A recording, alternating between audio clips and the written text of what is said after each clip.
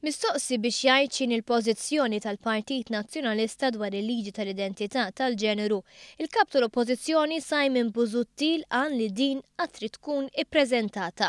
Iżda dan kien wieħed minn sensiela ta' żbalji dwar fatti li jagħmel Simon Busuttil waqt il-programm Dissett. Dan għaliex l-ewwel qari tal-abbozz ta' liġi dwar l-identità tal-ġeneru sar fil-Parlament fid-29 ta' Ottubru li għadda. Minkejja dan fil-programm Dissett Busuttil qal hekk.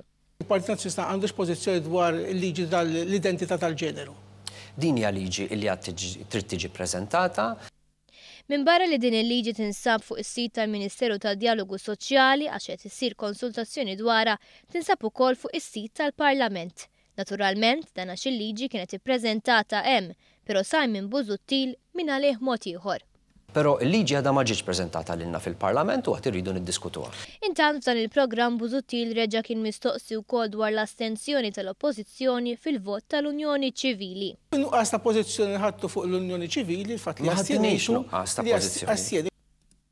Simon Busuttil jemmen li meta ma żilx jekk jivvutax favur jew kontra kienet jieħu pożizzjoni ċara.